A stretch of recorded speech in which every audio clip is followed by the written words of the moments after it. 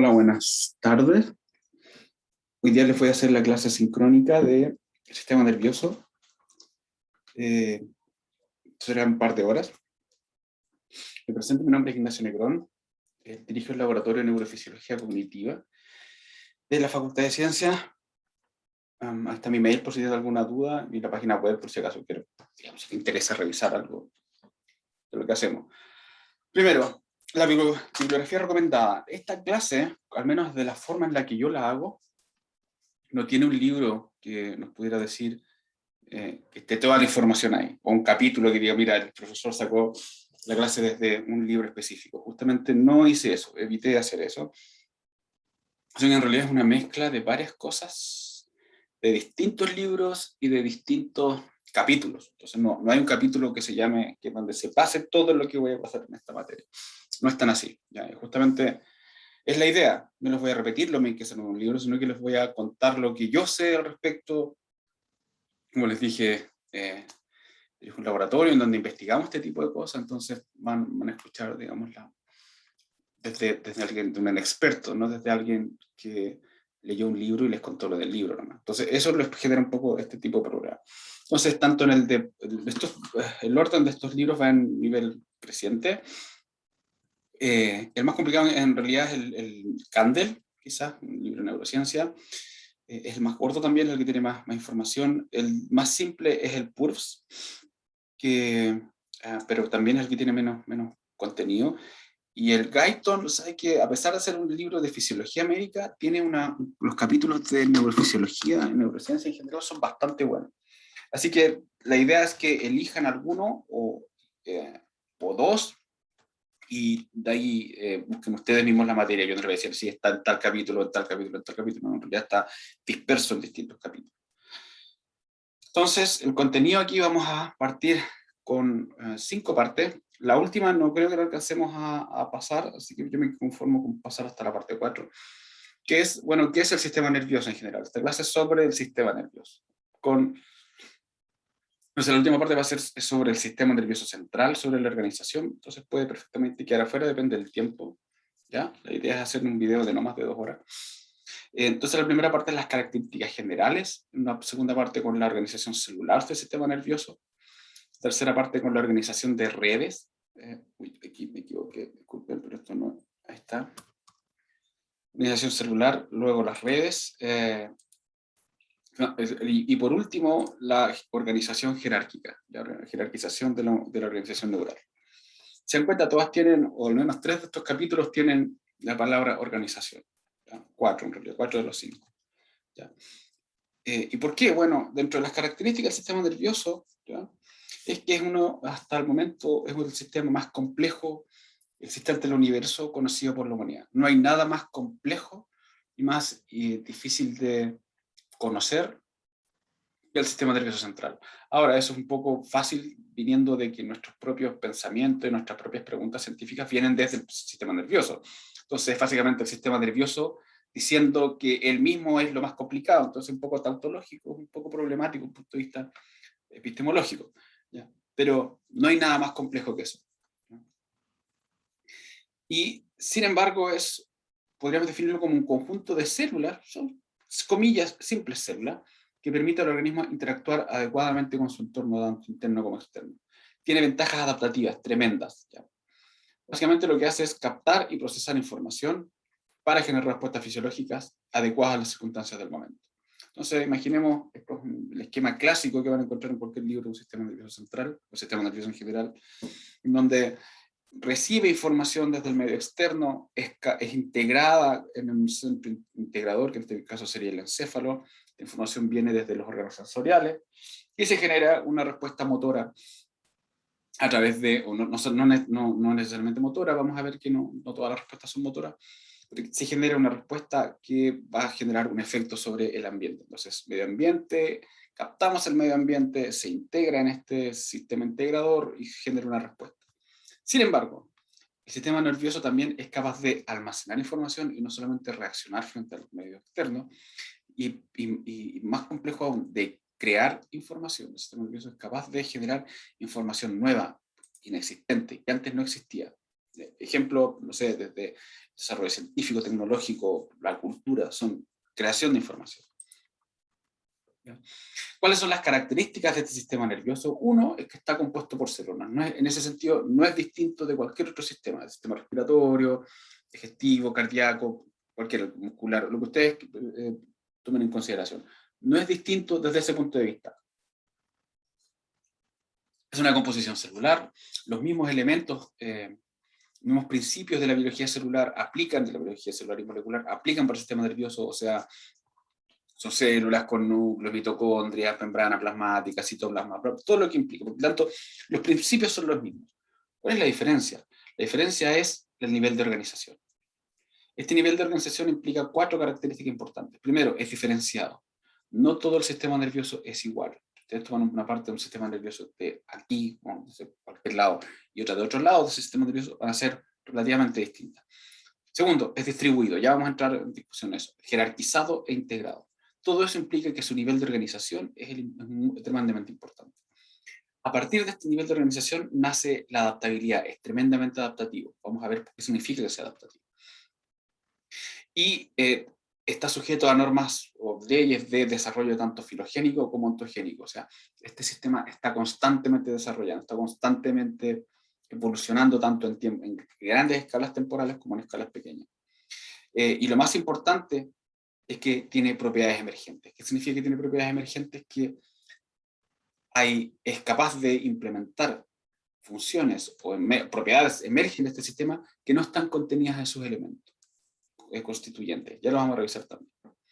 Entonces la célula, uno de los componentes más abundantes dentro del sistema nervioso, cualquiera sea sistema nervioso central o no, es la glía.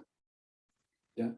Es el que más existe. El 90% de la población neuronal, de la población celular del sistema nervioso, son células gliales. ¿Y cuál es la característica? Que son células no excitables. A diferencia de las neuronas, que esas sí son excitables, estas no son excitables. Y estas glías son distintos tipos celulares, no es un solo tipo, ¿ya?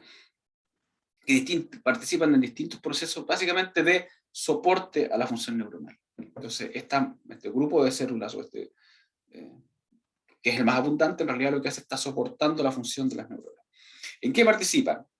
Participan en especificación neuronal, en transición neuroepitelial, digamos que una neurona pasa de un tipo a otro, en la migración de las neuronas recién nacidas, las neuronas que nacieron emergieron, de el crecimiento de sus neuritas o sus proyecciones, porque neurita se refiere a todas las proyecciones de una neurona, sea axones, dendrita, el que estas se proyecten en el espacio depende de esta población glial, en sinaptogénesis, o sea, en la generación de nuevas sinapsis, y en general en la estabilización de las propiedades del circuito neuronal. ¿Ya? Básicamente en la homeostasis iónica, en la velocidad de conducción, por ejemplo, son capaces de generar algunas la de mielina, darme a soporte metabólico, plasticidad neuronal, y son capaces de participar en capacidad de cómputo de las neuronas. Entonces, se dan cuenta, participan en un montón de funciones. ¿Cuáles son los tipos celulares? Los más abundantes son la microglia y los astrocitos. Son los dos tipos de celulares pertenecientes a la glia más importantes. La microglia no es una célula de origen neuronal, ya no es de origen neural, me refiero, de origen del sistema nervioso, en su origen, digamos, del tubo neural, no, que es del sistema inmunológico, y por lo tanto su función es netamente inmunológica. Es una especie de una mezcla entre macrófago y linfocito del sistema nervioso. ¿Ya? Por lo tanto, su función principal es mediar en el sistema inmune. Los astrocitos, por otro lado, son como los grandes, son los más abundantes, son más abundantes que la microglia, y son células de origen neural, o sea, se originan en el tubo neural durante el desarrollo, pero su función es dar soporte a básicamente cualquier cosa que la neurona necesite. Entonces, participan en el acoplamiento neurovascular, en la homeostasis iónica, o sea, son capaces de controlar las concentraciones de iones en el espacio extracelular, el recambio de neurotransmisores, síntesis de nuevas sinapsis, remodelamientos neuronales y en general función sináptica. Aquí falta algo, digamos, más metabólico. En general participan, por ejemplo, suplementar de ATP a las neuronas, de suplementar de iones. Es básicamente trabajar para que la neurona no tenga problemas. Básicamente, esa es su gran función. Por otro lado, tenemos los oligodendrocitos y las células de Schwann. Ambos, ¿ya?, participan en la mielinización de los axones, ¿ya? Los oligodendrocitos, aparte de, digamos, participan en la mielinización del sistema nervioso central, o sea, vamos a ver lo que está dentro del cráneo y de la médula espinal, o sea, las neuronas que necesitan mielina y nuestro sistema nervioso central depende de este oligodendrocito, mientras que las células de Schwann participan en la mielinización del sistema nervioso periférico, o sea, fuera del cráneo y fuera de la médula espinal. Obviamente también participan en el soporte axónico, en algunas funciones metabólicas, pero básicamente estas son principalmente encargadas en mantener y sintetizar la vaina de mielina en los axones. Aparte están las células que participan en la barrera hematoencefálica y las zonas de transición. Básicamente las células de la glía de la zona de transición delimita el sistema nervioso central del sistema nervioso periférico, mientras que las de la barrera hematoencefálica son células que literalmente generan una barrera entre el plasma y el sistema nervioso, y por lo tanto regulan que ciertas moléculas pasen y otras moléculas no pasen. No todas las moléculas son capaces de pasar de la sangre al sistema nervioso. Entonces vamos a ver más adelante, ellas participan en este control de qué pasa y qué no pasa al sistema nervioso. Aparte está la glía asociada a soma y la glía radial. Nuevamente la glía asociada a soma está involucrada en el soporte metabólico, en la limpieza de los restos celulares y regeneración de axones cuando es necesario, cuando en algunas zonas que es posible que se genere axones nuevos. Y la glía radial está involucrada en la migración de neuronas desde una zona a otra durante la formación del sistema nervioso central. Digamos, el sistema nervioso central, las neuronas, no lo vamos a ver aquí, pero los precursores neuronales migran de una zona, la zona subventricular, por ejemplo, la corteza, para ubicarse en distintas áreas del cerebro, y la guía que estas precursores neuronales toman para localizarse en algún espacio del sistema nervioso es a través de esta glía radial. ¿Ya? Aquí algunas componentes, algunas microfotografías. Aquí ven, por ejemplo, estas son cómo se ven las neuronas en una tinción de metoxilineosina. Así se ven las neuronas, esta es su proyección, el núcleo, estos son dendritas, por ahí debe estar el axón. Y todos estos puntitos, ¿ya?, son dendritas. O sea, son astrocitos, ¿ya? Son células de la glía. Entonces, todo lo que no es neuronal, ese 90% del cerebro que no es neuronal, es glía. Aquí están los astrocitos activados. Y aquí algunos astrocitos, aquí este es tejido nervioso, este es un vaso sanguíneo, y aquí ven cómo los astrocitos están participando en el acoplamiento de los vasos sanguíneos con el sistema nervioso. Entonces son capaces de extraer componentes, de extraer distintas moléculas de importancia biológica, sacarlas del torrente sanguíneo e incorporarlas al sistema nervioso. Sin embargo, a la mayoría de nosotros nos gustan la mayoría, no todos, pero la mayoría de los neurofisiólogos nos gustan más las neuronas, ¿ya? Ellas fueron descubiertas por Santiago Ramón y Cajal, este caballero en español que tenía literalmente pedazos de cerebro de humanos, de animales, y veía y era capaz de tener una tinción especial, obviamente, que marcaba unas células muy raras en ese momento, que no habían sido descritas, que tenían estas características y viajaban a muchas distancias. Entonces, como están en el sistema nervioso, Ramón y Cajal les puso neuronas, y él propuso la teoría neuronal del sistema nervioso. Estas células son excitables, polarizadas y altamente organizadas, son las grandes características. Ya Galvani hace bastante, en el 1800, ya había descubierto que el sistema nervioso, cuando alguien, no sé, esta es una típica preparación, corta una rana, le saca esta rana está muerta obviamente, y quedan las patitas de la rana, pero sin embargo si uno estimula los nervios, la patita se mueve. Entonces ya Galvani había sugerido que algo eléctrico tenía que ver con este sistema nervioso. Entonces ya el sistema nervioso es eléctrico, y digamos, eso es lo que se llama como excitabilidad neuronal. Estas neuronas, la gran propiedad de estas células es que son excitables eléctricamente.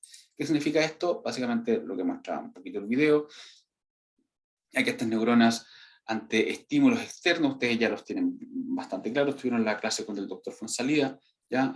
Tanto externos o principalmente sinápticos o potenciales sensoriales, son capaces de cambiar su potencial eléctrico y por lo tanto son capaces de enviar señales eléctricas entre unas y otras. A eso se refiere que son excitables, ¿ya? ¿Qué significa eso? Que cambia su potencial de membrana. ¿Cómo cambia? Básicamente hay dos maneras, bueno, en realidad hay más, pero digamos, no vamos a meter, por ejemplo, los potenciales sensoriales, qué sé yo, no lo vamos a involucrar aquí, pero hay dos grandes maneras en que cambia el potencial de la neurona, ¿ya? Una es el potencial sináptico, obviamente ocurre esto en la sinapsis, normalmente son pequeños cambios de potencial de más o menos 1 milivolt. Recuerden que todas las células, no solo las neuronas, tienen un potencial de membrana de más o menos menos 65, menos 70 milivolt, hasta menos 90 puede llegar algunas células, pero todas las células tienen ese potencial, no solo las neuronas. La diferencia de la neurona es que ese potencial cambia, ¿ya? Y cambia, digamos, porque tiene moléculas que lo hacen cambiar, tiene canales de iones. En cambio, no sé, si ustedes van a un hepatocito, el hepatocito, el potencial está fijo más o menos en menos 60, menos 70, rara vez cambia, y si cambia es porque hay algún problema, ¿ya? En cambio aquí no, aquí los cambios son una de las formas mediante las cuales cambia este potencial, es a través de potencial sináptico, ya son pequeños cambios de 1 milivolt, normalmente son gatillados por ligando, que ligando el neurotransmisor provoca este cambio de potencial, son graduados debido, ¿qué significa que sea graduado? Que ante mayor liberación de neurotransmisor de la neurona presináptica es mayor el cambio potencial, por lo tanto hay distintos niveles, ¿ya? Como vemos aquí, digamos, no todos son iguales, y eso permite que haya sumación espacial y temporal, o sea, los que vienen de aquí, por ejemplo, los que vienen de acá se pueden sumar y pueden, cuando llegan al soma, digamos, es literalmente una suma, ¿ya? O pueden ser en sumación, digamos, temporal, que ocurre uno y otro en el mismo segmento y por lo tanto se suman, están muy pegaditos, se suman y hacen un potencial más grande.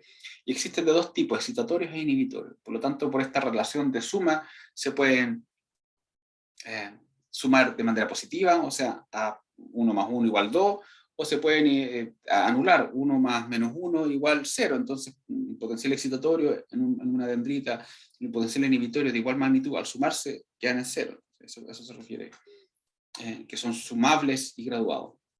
Y el otro es el potencial de acción, ya que es un cambio potencial bastante grande de aproximadamente 90 milivolts, o sea, de menos 60, por ejemplo, puede llegar perfectamente a más 40. A diferencia del potencial sináptico que puede ser normalmente es gatillado por ligando, también puede ser gatillado por voltaje, pero generalmente es gatillado por ligando, el potencial de acción es solo gatillado por cambios de voltaje. Y eso ocurre cuando se llega a un umbral, o sea, una vez que la neurona pasa el umbral de 60 más o menos 55 milivolts, un poquito más arriba, la neurona dispara estos potenciales de acción. Son rápidos, duran 1 a 2 milisegundos, dependiendo del tipo de potencial de acción. Y normalmente son reglas del todo nada, o sea, no son graduados. Todos los potenciales de acción tienen más o menos la misma amplitud de 90 milivolts, ¿ya? Aquí no, aquí pueden ser muy chiquititos, muy grandes, aquí no, son todos iguales, y una vez que se produce el potencial de acción ya no, digamos, una vez que se pasa el umbral, se genera el potencial de acción independiente de cuán grande o chico sea el potencial sináptico. Entonces aquí tienen, por ejemplo, este es un cerebro de ratón, una preparación, estas son las arterias y venas que están, esto es el cerebro del ratoncito, y esto está teñido con una sustancia que cambia de color o fluoresce con el cambio de voltaje. Entonces ustedes ven cada puntito que ven ahí, es una neurona disparando potenciales de acción.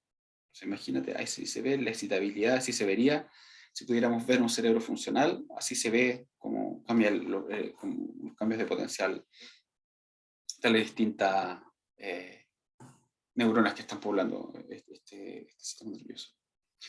Y otra característica tienen polaridad, significa que poseen una estructura diferenciada, o sea, un lado, comillas, de la neurona es muy distinto del otro, ya no son iguales por todos lados, estructuralmente hablando.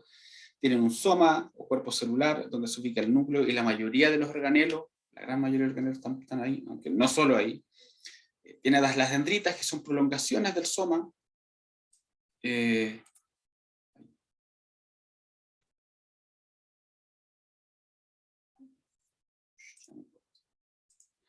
ya que son prolongaciones del soma, y estas son las que reciben la señal sináptica. Tienen un axón o varios, un axón que bifurca, en realidad siempre tienen uno, pero bifurca.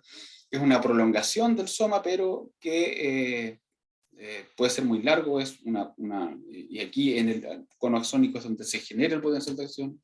Entonces todas estas señales que vienen de las dendritas se suman en el soma, activando finalmente el cono axónico, que es donde se produce este potencial de acción, que es capaz de viajar a través del axón.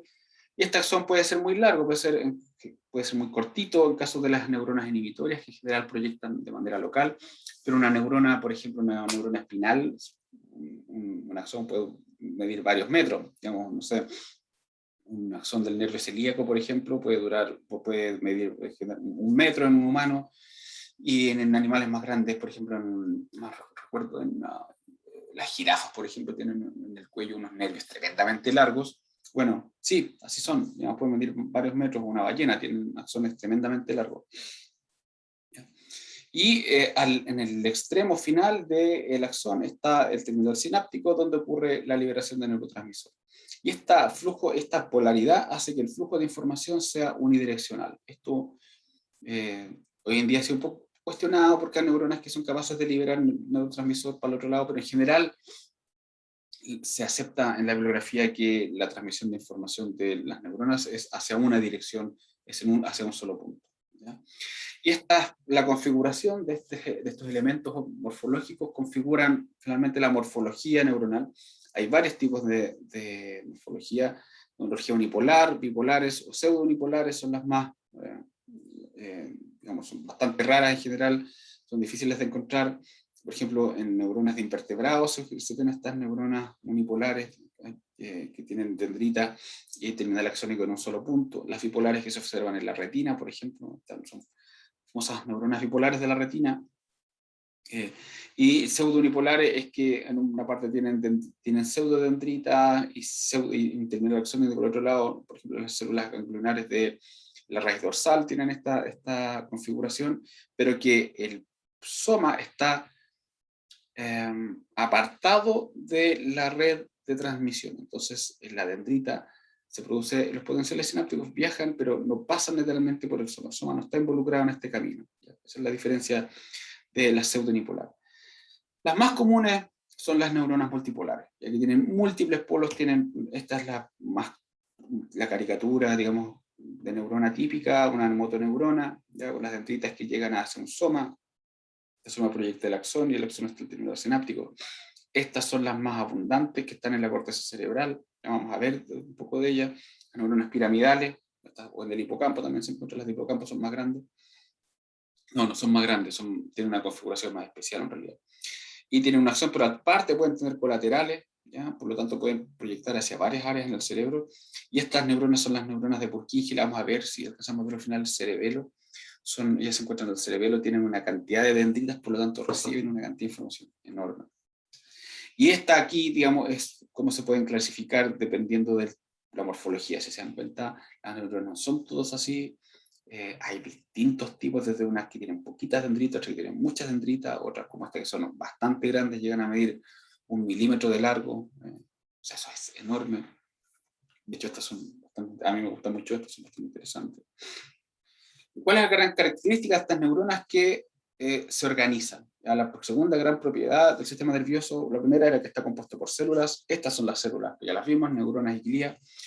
La segunda gran propiedad es que este sistema nervioso está organizado. ¿Por qué? Porque las neuronas son capaces de formar redes o circuitos. Este es un ejemplo, ¿ya? Un arco reflejo. Un arco reflejo está mediado por neuronas que son capaces de formar una red o un circuito. En este caso, por ejemplo, con 3, 4 neuronas basta para armar en realidad, ya, sí, 4 neuronas basta para armar un circuito reflejo. Entonces, un estímulo X, como por ejemplo la detección de un pinchazo o calor por una neurona sensorial, genera un potencial de acción. Este potencial de acción viaja, libera neurotransmisor aquí. Este neurotransmisor activa la siguiente neurona, que activa una neurona motora, y por lo tanto el sujeto es capaz de flexionar el brazo cuando se quiere. Entonces, este es un clásico circuito muy, muy simple. Los reflejos son los circuitos más simples del sistema nervioso.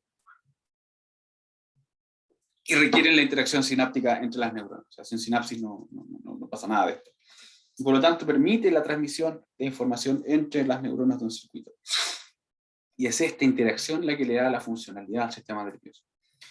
Por lo tanto, si alguna sustancia, cualquiera sea, es capaz de cortar la transmisión sináptica entre las neuronas, ¿ya? Básicamente el sistema nervioso deja de funcionar, deja de ser funcional, independiente que las neuronas sigan funcionando, por el solo hecho de no poder transmitir señales entre una y otra, ¿ya? Como este ejemplo del arco reflejo. Este nivel de organización hace que, digamos, un sistema nervioso simple como este, por ejemplo, como los arcos reflejos, digamos, ese es el nivel, pero hay distintos niveles, ¿ya? Y los niveles más avanzados se ven en los animales más evolucionados, ¿ya? Y esto permite que distintas propiedades funcionales emerjan de este sistema nervioso. Y aquí les pongo el ejemplo de la corteza cerebral de un humano, donde tienen distintas áreas, ¿ya? Que cada una tiene una función relativamente específica. Hay un área motora, un área somatosensorial, un área visual, un área donde, comillas, se nombran los objetos, un área auditiva, un área donde están las conductas emocionales y motivacionales, áreas de coordinación espacial del su propio cuerpo con el mundo, y áreas que están involucradas en la planificación de pensamientos elaborados y movimientos elaborados. Entonces, se dan cuenta, cada área es distinta, pero bueno, ¿por qué es distinta un área? No es nada más, digamos, lo que define que un área tenga una determinada función es simplemente con quién se conecta. Esa área con quién se conecta. Se conecta con sistemas motores, con sistemas somatosensoriales. Vamos a hablar más adelante de qué significa esta organización, digamos, qué implicancias tiene. Pero esta es la gran característica del sistema nervioso, ¿ya? Es diferenciado, en el sentido de que distintas áreas ejecutan distintas funciones. Distribuido, cada función está en un distinto lugar, ¿ya? No solamente es diferenciado, sino que es distribuido. El área visual está lejos del área, por ejemplo, motora, no es el mismo lugar. Es jerarquizado, es que hay módulos, comillas, más importantes que otros. Ya vamos a ver cuáles. Por ejemplo, si usted pierde su corteza frontal por algún infarto, por ejemplo, un paciente tiene un infarto cerebral que le afecta la corteza frontal, va a seguir viviendo, no va a tener ningún problema, excepto que va a tener serios problemas para planificar sus pensamientos. Entonces va a generar un problema, una especie de problema cognitivo que puede ser más grave o menos grave, depende del área. Pero un infarto cerebral en el tronco encefálico implica la muerte. No hay más consecuencia que eso, o un coma, o entra en coma, digamos. Entonces, claramente el tronco cerebral es bastante más importante que la corteza frontal, ¿ya? Pero las funciones que ejerce la corteza frontal son muy distintas y mucho más elaboradas que lo que ejerce el tronco encefálico, ya lo vamos a ver, ¿ya? E integrado, todos estos módulos están conectados, ¿ya? Recíprocamente. No, primero se creía hace unas décadas atrás que la descripción de qué estaba conectado era más importante. Bueno, resulta que hoy en día parece que resulta lo contrario, que no se conecta con qué es más importante, porque parece que todo el cerebro está tremendamente conectado, digamos, recíprocamente entre todos estos módulos. Entonces genera como una especie de red de metro, o sea, si una señal llega aquí, bueno, ¿cómo llega a la corteza somatosensorial y son capaces de integrarse? ¿Cómo una señal visual, por ejemplo, puede controlar el sistema motor? ¿Es capaz de hacerlo? O sea, uno lo sabe, digamos, uno ve su mano, puede saber lo que está haciendo su mano porque la ve, pero no solamente por eso. Entonces, ¿cómo se integran los distintos elementos en una operación cognitiva? Bueno, justamente es más o menos cómo funcionaría una red de metros, ¿ya? Donde se integran las distintas señales y por lo tanto eso da origen a estas conductas tan complejas. Entonces este nivel de organización nos da origen a partes distintas. Entonces está el sistema sensorial, los componentes sensoriales, los componentes motores.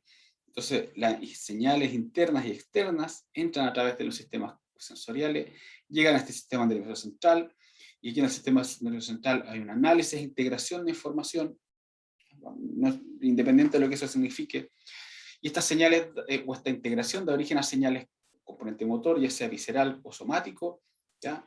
Que actúa sobre efectores, puede ser, digamos, glándulas internas o músculos internos, músculos estriados internos, o músculos esqueléticos a través del movimiento. Pero esto es más o menos el esquema. Entonces, ya hay divisiones entre los componentes sensoriales, los componentes motores, y dentro de los motores ya hay otras subdivisiones. Aquí les pongo una diapo como de ejemplo. Esto es áreas somatosensoriales. Entonces, tanto los receptores cinéticos, musculares, de tacto, de presión, de dolor, ubicados en distintas partes del organismo. Todas estas señales detectadas por estos receptores son capaces de entrar al organismo, ¿ya?, e interactuar con las áreas del sistema nervioso central para generar lo que sea, digo, pero entra y uno por lo tanto siente. Si yo tomo este lápiz que tengo aquí, ok, lo toco, si lo aprieto más fuerte me duele, si está caliente me va a quemar, si está al lado me va a enfriar, pues soy capaz de detectar el peso de este lápiz. Si el lápiz se pone a tiritar, soy capaz de percibir que tirita. Entonces ahí están todos estos receptores, ¿ya? Uno de temperatura o olor, si lo aprieto fuerte, o si tiene punta, por ejemplo, ya tiene punta, me hace doler. Si, no sé, si lo aprieto, soy capaz de detectar distintas superficies. Aquí dice pilot, y puedo ser capaz de detectar que tiene una superficie distinta a la otra, una más lisa, otra más rugosa. Puedo detectar su peso, ¿ya? Puedo saber cuánto pesa, y si se mueve, bueno, no sé si algo lo mueve, ¿se entiende? Soy capaz de percibir un montón de información, y esta entra hacia mi sistema somatosensorial, y aquí se codifica la información de, por ejemplo, este lápiz que estoy cargando. Por el contrario, si tomo mi tacita, por ejemplo, aquí estoy tomando café, bueno, hay un área motora, ¿ya? Y por lo tanto yo, antes de tomar mi taza de café, por ejemplo, ya pongo la mano en la cámara. Ahí se ve. Uy, soy capaz de poner la mano para tomar mi taza, entonces sé que voy a hacer esto. No le voy a tomar, no sé, así. Bueno, hay gente que toma las tazas, pero ya hay una postura, ¿ya? Y eso es porque yo ya conozco esta taza, ya la tomé antes, ya sé su peso, sé su superficie, conozco un montón de características de esta tacita. Por lo tanto, y todo eso se prepara aquí en la corteza motora. Y todo ese movimiento se prepara en la corteza motora, se ejecuta, es capaz de coordinar otros núcleos profundos para sí, sincronizar todos mis músculos para hacer ese movimiento, y sale a través de los nervios espinales, y soy capaz de controlar los músculos de mi brazo y mi mano para tomar esa taza, por ejemplo. Entonces, aquí está todo el circuito, por ejemplo, para un cierto tipo de detección sensorial, y todo el circuito para un cierto tipo de comando motor que yo ejecuté. A la vez, este sistema es altamente adaptativo. ¿A qué se refiere adaptativo? A que está sujeto a selección natural. Y eso permite el desarrollo filogénico del sistema. Cuando me refiero a filogénico, es como evolutivo, es más o menos lo mismo, que cambia entre especies. ¿Ya? Eso usted va al ver el sistema nervioso de una anémona, de una estrella de mar, de un gusano plano, de un calamar, o de un caracol de tierra, o de un humano, se da cuenta que son distintos. Uno ve que hay una configuración distinta, pero si uno va a ver los componentes son los mismos, son neuronas. O sea, el sistema nervioso de una estrella de mar y el de un humano está compuesto por neuronas, son distintos. Pero, digamos, lo que es distinto es cómo se organizó. Y esa adaptabilidad es porque, bueno, emerge porque ha sido sujeto a selección natural.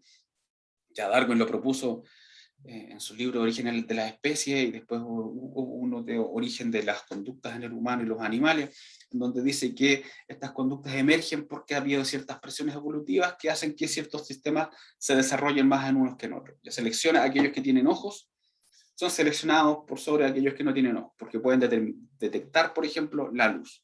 Aquellos que tienen mano, o aquellos que tienen, no sé, va seleccionando características que son adaptativas para el organismo.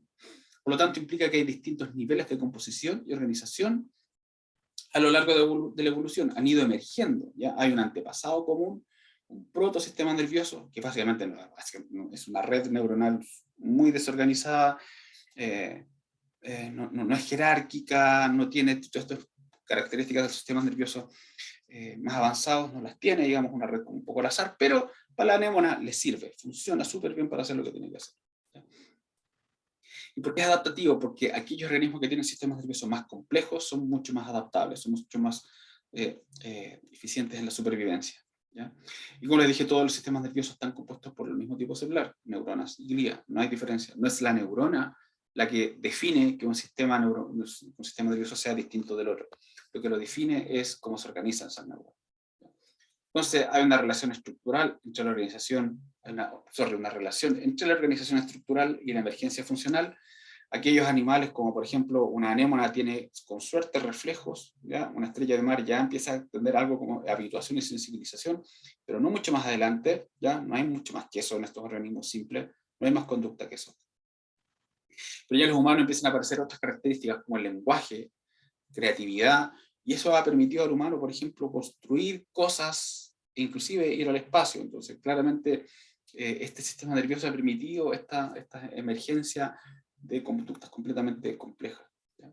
Este es, por ejemplo, un diagrama que simplemente muestra el desarrollo del cerebro anterior en los vertebrados. El cerebro anterior ya lo vamos a definir, pero es la parte más evolutiva. Si ustedes van, por ejemplo, con un pez, en general, su cerebro anterior es bastante pequeño, bastante reducido, pero también por lo mismo uno sabe qué conductas puede ejecutar un pez respecto, por ejemplo, un caballo o un humano. Ya, digamos, el cerebro anterior ha ido evolucionando más que otras partes, inclusive en el mismo humano. Ya, el tamaño de este cerebro anterior ha ido evolucionando y han ido emergiendo, por ejemplo, aquí está el volumen cerebral y cómo van apareciendo distintas, por ejemplo, aparece básicamente la cultura. ¿Ya? Entonces, cómo el uso de la cultura va más de la mano de la aparición, el aumento del volumen cerebral que de otras características, ¿no? Requiere probablemente de bipedalismo, requiere que haya manos, requiere que haya dientes, pero la cultura material en general va de la mano de esta emergencia de este cerebro anterior. ¿Ya? Eso es lo que ha dado lo que ha brindado estas características a los humanos y que le ha permitido, como les dije, inclusive manipular su propio medio ambiente. Aparte, está sujeto a desarrollo ontogénico, significa que es capaz, debido a que es distribuido o es diferenciado, ¿ya? O sea, distintas partes hacen distintas cosas, pero estas distintas partes que hacen distintas cosas emergen de un mismo progenitor, de una misma célula que tiene todos los componentes. Entonces, ¿cómo ocurre eso? Bueno, se va diferenciando a medida que se va desarrollando. Este desarrollo ontogénico se refiere a desarrollo embrionario, no implica solo el embrionario, pero es más o menos eso. Entonces uno ve que nuevas estructuras emergen, lo primero que emerge es este tubo neural, pero nuevas estructuras van emergiendo, el cerebro anterior, el cerebro medio, el cerebro posterior, la médula espinal, y a partir, por ejemplo, del cerebro anterior sale el telencéfalo, el diencéfalo, bla, bla, bla, y ya uno en 100 días tiene ya un hemisferio cerebral formado, no funcional, ¿ya? No hay actividad eléctrica todavía, básicamente no tiene muchas neuronas que digamos, todavía las neuronas se están reubicando en su espacio, pero ok, hay una emergencia de situaciones que van apareciendo.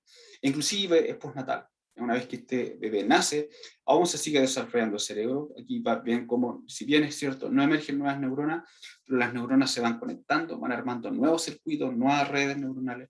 ¿Ya? E inclusive este desarrollo cerebral en los humanos llega hasta más o menos los 25 años de edad. Por lo tanto, todos aquellos de ustedes que tengan menos de 25 años, su cerebro todavía se está desarrollando. Por ejemplo, las neuronas inhibitores de la corteza prefrontal, esta que controla nuestra estructura de pensamiento, que tiene que ver con nuestras funciones cognitivas más elevadas, recién se están terminando de formar a los 25 años. Entonces, eso genera, digamos, un montón de problemas también, digamos. Lo más probable es que la gran mayoría de ustedes todavía no tengan sus sistemas nerviosos todavía completamente desarrollados. Y obviamente esto concuerda con el desarrollo de facultades cognitivas superiores. Por ejemplo, si vamos a un niñito, hay un montón de deficiencias. De hecho, los adolescentes justamente se llaman adolescentes porque adolecen, les falta un montón de funciones cognitivas. ¿Ya?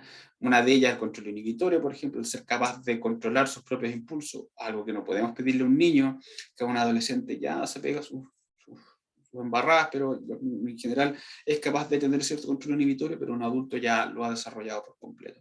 Y eso es porque justamente estas áreas cerebrales que se demoran más en formarse, como la corteza prefrontal, les toma tiempo y obviamente ese desarrollo celular tiene que ver con el desarrollo también de facultades cognitivas superiores.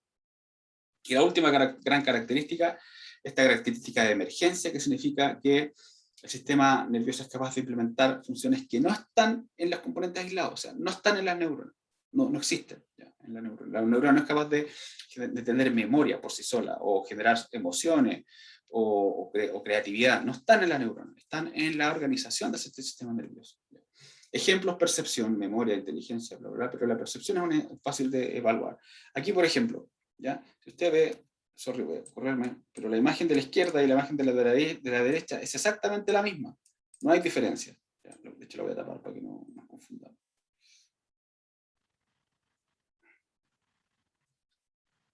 Entonces, lo que está recibiendo su ojo, ¿ya? O su sentido es exactamente la misma información. ¿ya? No es distinta una de otra. Lo único que cambia es la orientación. Entonces aquí, digamos, básicamente uno ve una mancha, pero si yo invierto, soy capaz de percibir un rostro. Por lo tanto, esto nos muestra que a pesar de que la información que está llegando es la misma, en las dos circunstancias, lo que uno ve es algo distinto. Por lo tanto, aquí no hay emergencia, aquí sí hay emergente. Aquí hay un concepto, el concepto de rostro, concepto de, para mí es un rostro de mujer, por ejemplo. ¿Ya? Hay algo súper distinto, que mujer probablemente caucásica, no sé, europea, por la nariz respingada, por algunas características. Toda esa información yo puedo tener. Aquí yo no veo nada, digamos, es una mancha, ¿no? Pues imagínense todo ese concepto simplemente por el cambiar la orientación de un objeto. ¿Ya? Y esta emergencia ocurre a partir de la organización de sus componentes. ¿Ya? No es la neurona la que hace que estas cosas ocurran, sino que es como las neuronas se organizan. Y este es un problema, el famoso problema mente-cerebro, cómo el cerebro implementa la mente, como, ¿ya? Un problema que no lo vamos a discutir aquí, porque podríamos estar todo el día hablando. Y por lo mismo aún se discute y se estudia esta relación mente-cerebro. Cómo el cerebro es capaz de implementar funciones cognitivas, funciones perceptuales, todo ese tipo de cosas. Todavía está en plena discusión. Entonces, si estas propiedades dependen de la organización de este sistema nervioso, bueno, ¿cómo ocurre esto? ¿Ya? Entonces vamos a hablar de las redes neuronales, cómo se organizan estas redes. Uno aquí tiene el típico monito o caricatura, no sé, animación, que uno ve de un sistema neuronal, cómo se organizarían las neuronas, pero no están en el espacio, están sujetadas por glía, en realidad no están así como volando, digamos, flotando en un espacio vacío. Aquí esto es real, ya lo anterior era una animación, esto es real, lo que se hizo fue teñir neuronas y al teñirlas se hace la reconstrucción microscópica de todas ellas, y por lo tanto después se pasa una reconstrucción en 3D, por lo tanto uno puede navegar entre ellas. Y aquí tiene, por ejemplo, un video de cómo están organizadas las neuronas. Aquí hay 1, 2, 3 neuronas, es una neurona piramidal, esa es otra neurona piramidal, entonces le hacen un zoom, insisto, esto es cómo están organizadas en la realidad. Esta es la neurona, todas estas son dendritas, axones, botones sinápticos. Ahí esos son axones que están pasando los morados y los verdecitos son dendritas de distintas neuronas. Ahí marcan el soma, por ejemplo, ahí está el axón. Esas son otras construcciones, son otras. Bueno, ahí tenemos nuestra neuronita, es la misma. ¿Ya? Por lo tanto, ahora podemos alejarnos y hacer, digamos, hay dos neuronas, una célula 1, una célula 2, hay otras más acá abajo. Entonces, así es como está organizado, cómo se organiza un sistema nervioso del interior. ¿Ya? Esa es la manera. Entonces, este procesamiento de información que ocurre en el sistema nervioso es mediado por la comunicación entre las neuronas, y las neuronas se comunican formando, ¿ya?, redes, ¿ya?, que es un conjunto de neuronas conectadas sinápticamente. Entonces, cuando uno habla de una red neuronal en un cerebro o en un sistema nervioso, se refiere a neuronas que están conectadas sinápticamente. ¿Ya? ¿Cómo? Bueno, eso es otra pregunta. El nivel de organización, bueno, eso es otra cuestión, porque el circuito neuronal por ejemplo, de la anémona o de la estrella de mar y del humano son distintos, pero bueno, no son circuitos neuronales, son redes neuronales porque obedecen a esta simple regla. Y por lo tanto, permiten el procesamiento de señales, ya sea de redes simples, input-output, como por ejemplo ocurre con estos animales que les cae una partícula y se la tragan de inmediato, no hay mucho procesamiento cognitivo ahí. En cambio, aquí nosotros no es que veamos algo y lo comamos, sino que tenemos que sacar un montón de conclusiones para tomar la decisión de si comer o no comer, tengo hambre o no tengo hambre, es socialmente correcto que yo coma eso, no sé si se me cae algo al piso, ¿lo como o no me lo como? Claro, una estrella de mar, eso, digamos, da lo mismo, pero es un humano, se me cae al piso, ¿me lo como o no me lo como? ¿Por qué? ¿Y qué pasa si el resto no sé, uno diría, no me lo voy a comer porque se cayó al piso? ¿Y qué pasa si en un momento, en un video súper bueno, toda la gente que está alrededor mío se le cae la comida y se la come? Y yo no lo hago. Socialmente me excluyo. ¿Ya? Entonces, tengo otras pistas, ya no solamente de si me infecta o no me infecta, sino que, digamos, mono ve, mono hace. O sea, si el resto lo hace, bueno, yo también, que somos humanos, somos organismos sociales. Y imitar a otros humanos es súper importante porque así nosotros pertenecemos al grupo. Y hay experimentos súper bonitos donde ponen a una persona entre medio de otro montón, los otros montones están haciendo una cosa súper estúpida, súper, digamos, nada que ver con la situación, y la persona nueva, el sujeto experimental, comillas, se ve en la, comillas, obligación de hacer lo mismo que hacen los otros, simplemente por el hecho de entrar dentro del esquema social. Muy interesante. Entonces nuestras neuronas más o menos funcionan de esta manera, ya llega una señal, cualquiera sea perceptual, hace que se active esta neurona, dispara potenciales de acción, y esta neurona, como está pegadita a otra, sinápticamente actúa a otra y se genera un efecto. Y si a esto empezamos a poner más neuronas entre medio y más neuronas entre medio, puede llegar a algo bastante más complejo, que una señal, por ejemplo, puede tener dos efectos. Y si esta neurona es inhibitoria, por ejemplo, podría ser inhibitoria, que este efecto sea inhibido. Entonces, pues, cada vez que llega activamos un sistema e inhibimos otro, por ejemplo. Y así podemos seguir escalando a niveles tremendos y por lo tanto tener unas redes neuronales tremendamente complejas.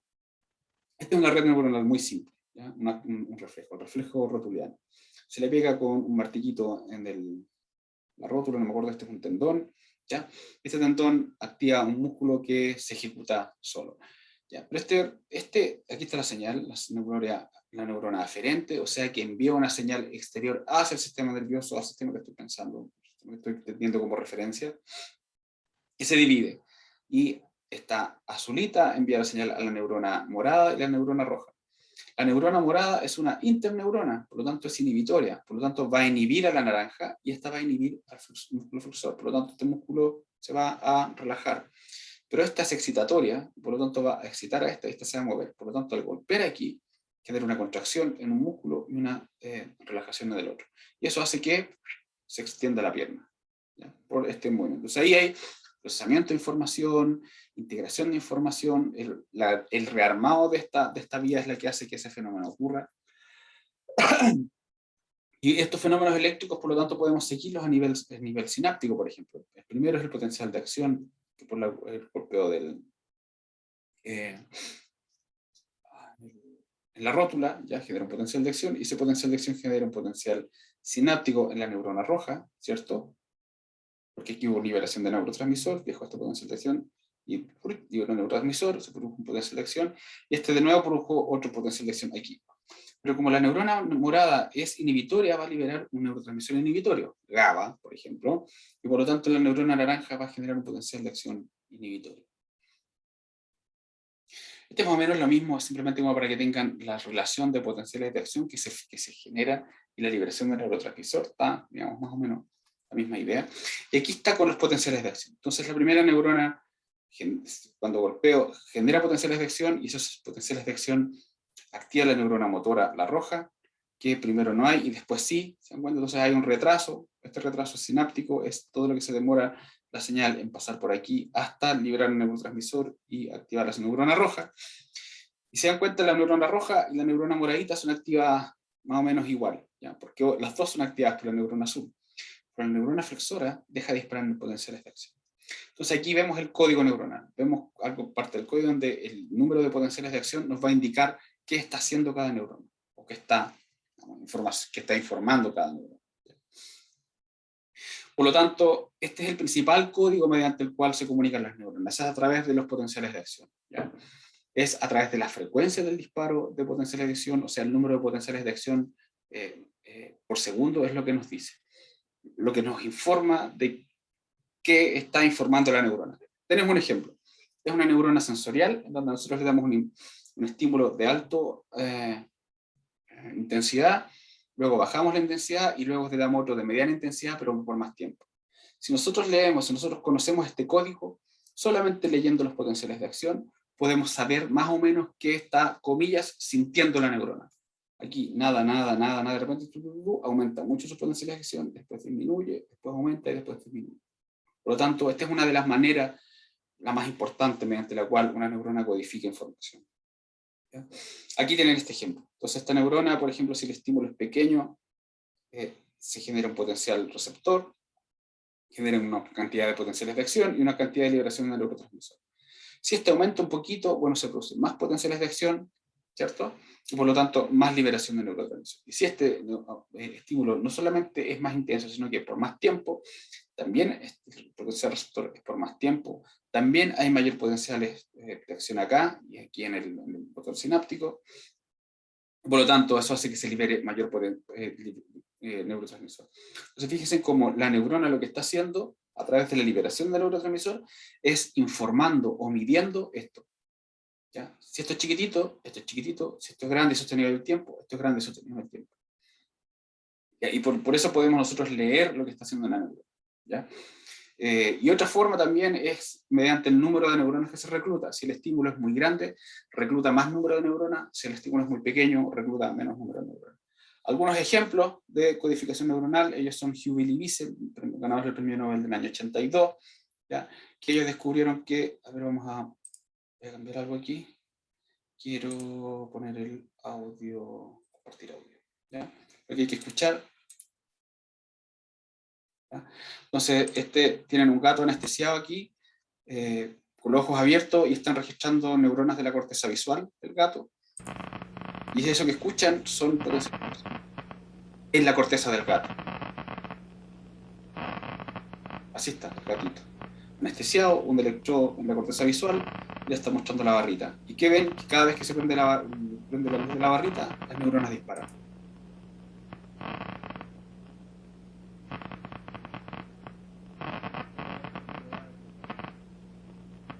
Ella no.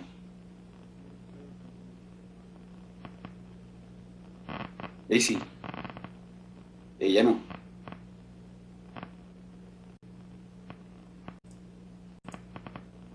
Y ellos se dan cuenta de que estas neuronas de la corteza visual son capaces de detectar no solamente el lugar, el campo receptivo, sino que también la inclinación de la barrita. Pueden ver el video en YouTube si a alguien le interesa. Por lo tanto, esta neurona no solo le informa a través de los potenciales de acción el qué está viendo el gato, sino que cómo lo está viendo, la organización, el ángulo de lo que está viendo,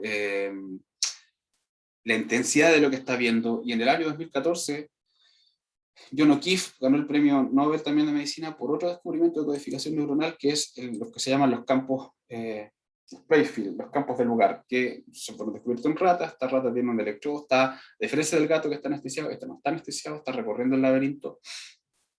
Miren esta neurona, escuchen. Está disparando cuando la rata se va ahí. Una vez que sale de ese lugar, ya no dispara. Luego se mueve, sigue ahí recorriendo cuando entra, para. ¿Por qué? Porque esta es una neurona que codifica la localización especial del animal, ¿ya? Y por lo tanto es como una especie de GPS. Entonces, estos, por ejemplo, son dos ejemplos de codificación neuronal. Una en la corteza visual, donde la neurona codifica lo que está viendo el gatito, y en el hipocampo, se me olvidó decirles eso, ¿ya? Que codifica la localización del sujeto en el espacio. Los humanos también tenemos estas ya fueron descubiertas, fueron descritas en humanos hace relativamente poco tiempo, y los humanos tenemos el mismo tipo de células, que cuando depende de dónde nos ubiquemos en el espacio, las neuronas disparan. Entonces, en el circuito simple hay una entrada y una salida, ¿ya? Y las de entrada son las neuronas que se llaman eferentes, ¿ya? Aquellas que permiten el ingreso de información a ese sistema, y las de salida son las neuronas eferentes, que por ejemplo las neuronas motoras. Esas son las diferencias. Vamos a tomar, por ejemplo, el arco reflejo. Ya la aferencia, las neuronas aferentes están en la retina, son las que transmiten la información de la luz desde la retina, por ejemplo, hacia los centros integradores ubicados en el cerebro, ¿ya?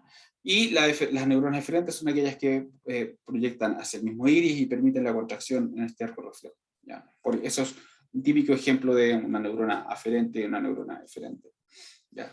Aparte de ellos hay un montón de otros circuitos simples de arcos reflejos que están mediados por circuitos simples como este, digamos, todos los que están aquí en la lista, cualquiera que vayan a ver, es más o menos el mismo sistema, el mismo tipo de red neuronal tremendamente simple.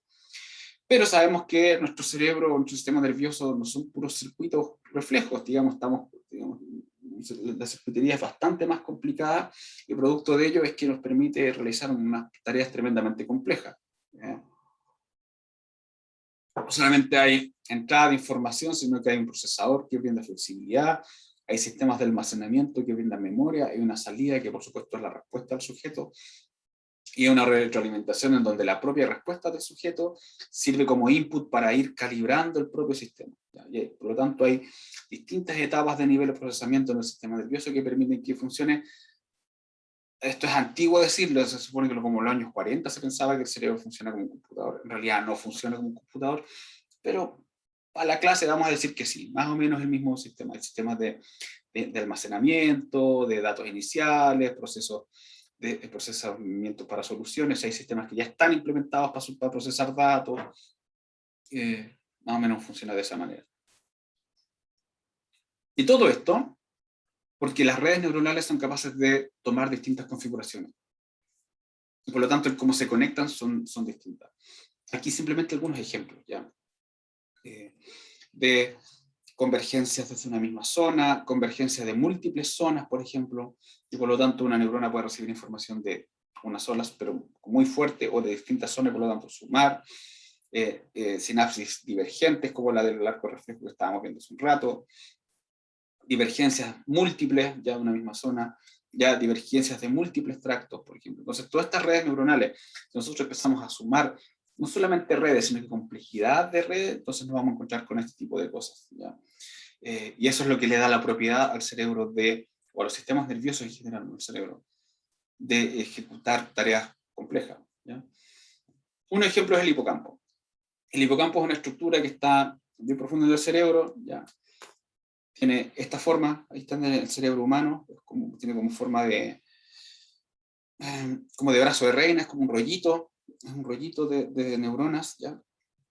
Así se ve con una tensión de Golgi y así se ve con una tensión fluorescente.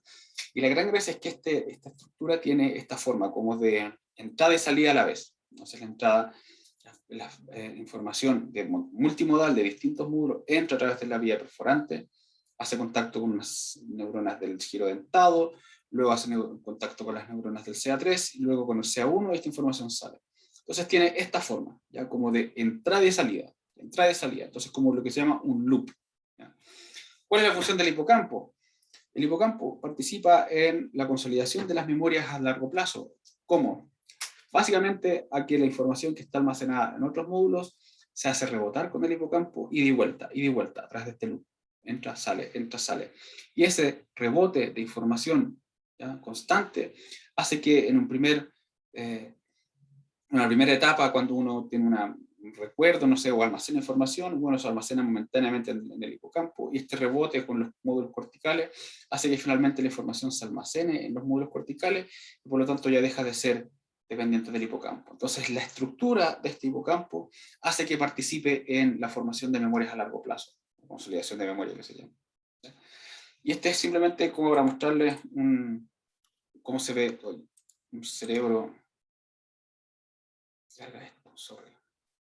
Cómo se debería ver un cerebro si pudiéramos teñir todas las neuronas de un cerebro de pez, de cebra, donde todas las neuronas están teñidas con una sustancia que florece ante cambios de potencial. O sea, cada chispazo que dan esta tensión es un potencial de acción, y ustedes ven cómo están todas funcionando simultáneamente. De repente, ¡pum!, aparecen como una sincronización. ¿La vieron ahí? Cómo se sincronizan de repente, ¡pum!, todas juntas. Qué bonito. Pausa. Ahí está. Miren cómo se enciende todo el cerebro de repente, completo. Entero se enciende. De ella no. Miren aquí cómo se observan esos axones de allá. Son nervios. ¿Ven? De repente se va a encender de nuevo. Se encienden algunos módulos. Por ejemplo, este módulo de aquí se activa, después se activa otro por allá. Y así funcionaría más o menos un cerebro. Si tuviéramos acceso a esta actividad de un cerebro humano, pucha, que sabríamos cosas. Imposible hacerlo con un cerebro humano, por supuesto. Entonces, nuestra parte 3. Bueno, ¿cómo se organizan estas redes neuronales en distintos tipos, ya? Ganglios, núcleos, cortezas, vías nerviosas, ¿ya? Las neuronas no están organizadas al azar, excepto en, por ejemplo, la anémona, digamos, sistemas tremendamente primitivos. Los primeros sistemas nerviosos, las neuronas están al azar, pero en los sistemas más avanzados, después de la anémona, o sea, casi todos no están al azar, sino que están organizados en básicamente distintas estructuras. Ganglios, ¿ya?, que son agrupaciones de cuerpos neuronales fuera del sistema nervioso, ya, por ejemplo, los ganglios, ahí los vamos a ver algunos ejemplos. Los núcleos, que son núcleos neuronales, que son agrupación de cuerpos neuronales, pero localizadas en el cerebro, ya, dentro del sistema nervioso central. Normalmente son profundos y lo que se llama por lo tanto se llaman subcorticales. ¿Por qué? Porque están debajo de la corteza, y la corteza son neuronas organizadas de manera laminar en la superficie del cerebro. Y aquí vemos algunos. Es la corteza cerebral, la última capa que recubre el cerebro, y ella son neuronas, está compuesta por neuronas, pero con neuronas en lámina, una sobre otra. En cambio, bajo la corteza las neuronas están ubicadas, localizadas, organizadas en núcleos, en grupos de neuronas. Y aparte están las vías nerviosas, que aunque ustedes no lo crean, el mayor volumen del cerebro, en el humano al menos, en la gran mayoría de los vertebrados, no es más que vías nerviosas, ¿ya? O sea, el cerebro es principalmente axones, principalmente carreteras, ¿ya? Lo primero son los ganglios, que son estos somas de neuronas pertenecientes al sistema nervioso periférico, ¿ya? Ejemplo, los ganglios espinales, que son de las neuronas sensoriales, son los somas de las neuronas sensoriales, y los ganglios vegetativos, que son del sistema nervioso autonómico. ¿Ya? No lo van a ver conmigo, probablemente lo van a ver en otra clase. No sé si lo van a ver, de hecho, no tengo idea, no he revisado el programa. Los núcleos cerebrales son agrupaciones de somas dentro del sistema mismo nervioso, sistema nervioso central.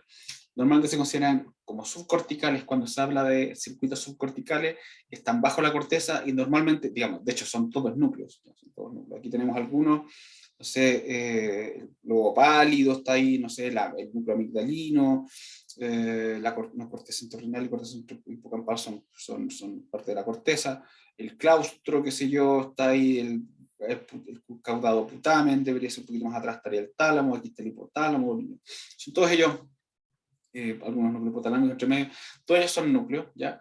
Y lo que hacen es enviar axones, los somas se ubican en los núcleos, pero los axones viajan a otras áreas, y ahí forman todas estas vías que vamos a hablar un poquito más adelante. ¿Ya? Algunos núcleos, el tálamo, el hipotálamo, los ganglios de la base, la amígdala, normalmente se representan así en los diagramas. Y aquí está, por ejemplo, mostrando el tálamo, y todos los ganglios de la base son un montón de núcleos bastante de distinto tamaño que participan en la función motora. El hipotálamo, que está en la base del cerebro, son un montón de núcleos que controlan funciones vegetativas. Ya son muy chiquititos y son hartos, son como 20 o 30, nunca me acuerdo. Y de hecho existe un mapa, ya, para cada especie, o al menos a los roedores, los peces y los humanos, un atlas de todas las partes y subdivisiones del cerebro. Por lo tanto, todas estas son núcleos, todas estas partes son núcleos, o subnúcleos, núcleos dentro de núcleos. Esto es corteza, esto es lo que llama el hipocampo, esto es un cerebro de rata, el cerebelo, trocoencefálico, tálamo, acá abajo está el hipotálamo, están los ganglios de la base, todo el sistema olfatorio, esto es el midbrain, todo esto que está acá. Y también existe un atlas de humano, digamos, todo el atlas del cerebro humano. Y la corteza cerebral es esta superficie del cerebro, lo que se le llama materia gris, ¿ya? Que recubre, está presente en los mamíferos, los organismos más modernos, básicamente los mamíferos, son los que tienen la corteza más desarrollada. Aparece en los anfibios una protocorteza con una sola capa, pero a medida que avanza en la evolución van emergiendo distintas capas, por lo tanto, mientras más capas, mayor es el rango de funciones cognitivas que tiene ese animal. Por ejemplo, los humanos tienen ya no solo 6 capas, normalmente se habla que tienen 6, pero ya tienen bastante más capas respecto, por ejemplo, a los roedores. ¿Ya? En los roedores la capa 2-3 está fusionada, en cambio en los humanos la capa 2-3 no están fusionadas, sino que hay 2A, 2B, 3A, 3B, 3C, hay distintas capas, entonces el número de capas va relacionado con el desarrollo evolutivo. ¿Ya? Entonces mientras más corteza, mientras más materia gris, digamos, más evolucionado el sujeto y mayor rango de funciones cognitivas o operaciones cognitivas o de respuestas conductuales tiene ese sujeto respecto, por ejemplo, a algo que tiene, un anfibio, que tiene un rango bastante reducido de respuestas conductuales. Aquí algunas fotos de, esto es el hipocampo nuevamente, esto es corteza cerebral, ¿ya? No se alcanzan a ver las capas, pero créanme que está organizado en capas, está en una tensión donde la mezcla de colores, digamos, les habla de las proteínas que se están expresando. Aquí sí se alcanza a ver la corteza cerebral, la capa 2-3 está acá arriba, esto es de ratón también, esta es la capa 5, ya se alcanza a ver claramente, esto es corteza y esto es subcorteza, ya son núcleos subcorticales, aquí arriba la capa 1 en azul, ya de distintas poblaciones neuronales. Aquí se alcanza a ver, por ejemplo, otra vez la corteza, la capa 2-3, y esto es la capa 5, entonces las neuronas cómo están organizadas literalmente en lámina, una sobre otra, ¿ya? Y esta es una foto, a mí me gusta mucho porque es de mi laboratorio, ¿ya? Aquí ustedes ven de nuevo esta estructura del hipocampo, y aquí la corteza, y aquí la capa 5, las neuronas de capa 5 son las que teníamos nosotros en el laboratorio, y esto es la capa 1, ¿ya? Que también está en verde, donde están las dendritas. Entonces, todas estas neuronas en la corteza, por ejemplo, se organizan a un solo lado, ¿ya? Todas tienen sus dendritas hacia arriba y sus axones hacia abajo, ¿ya? Entonces, reciben señal de acá arriba y la proyectan hacia otro lado. Entonces, esto es la famosa corteza cerebral. Y están las vías nerviosas están relativamente bien mapeadas en el cerebro humano, ya transmiten información, contienen los axones de neuronas. Como les decía yo, la mayor parte del volumen del cerebro son vías nerviosas, son fibras, ¿ya? Hay intra y extracerebrales, la gran mayoría están dentro del cerebro, conectan distintas zonas, ¿ya? Que son capaces de comunicar núcleos y cortezas, que tienen un montón de tipos de vías, no las vamos a estudiar, obviamente, no, esto no es un curso de neuroanatomía, pero por ejemplo las vías ópticas, por ejemplo, que salen del tálamo visual, que es el núcleo geniculado lateral, por ejemplo, que proyecta hacia la corteza visual, donde están los fascículos, radiaciones talámicas anteriores, desde el tálamo hacia las cortezas motoras y frontales, están estos ya, el segmento del arqueado, o arcuato, que es súper importante en el lenguaje, está súper bien conocida.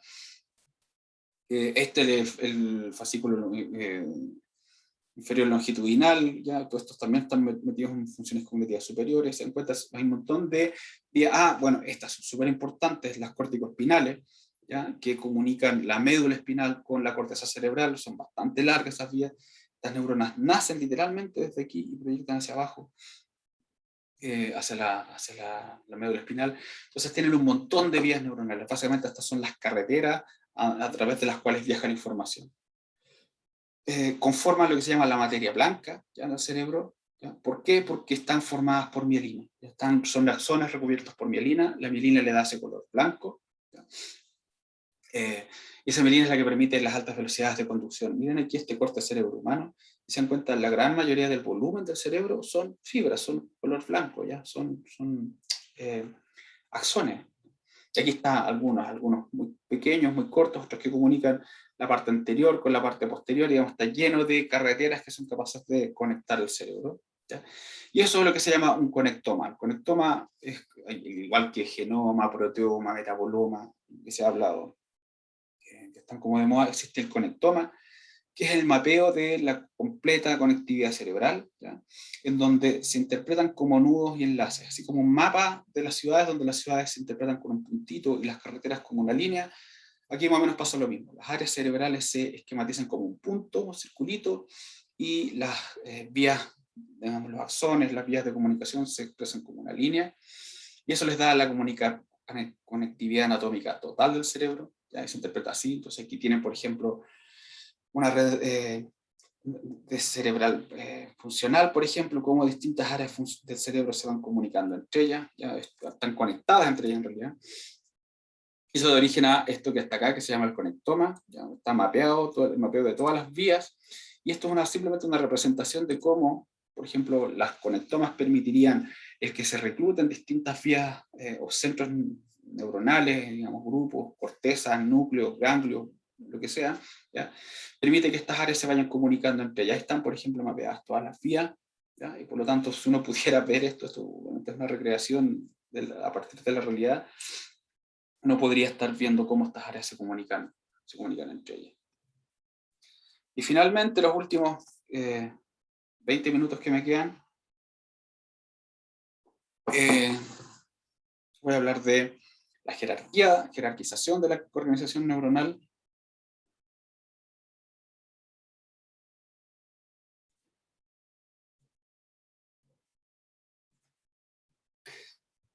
¿Ya? Y bueno, sabemos que este sistema está jerarquizado, ya habíamos hablado que las redes neuronales no están localizadas al azar, sino que siguen un patrones en realidad de organización relativamente específico.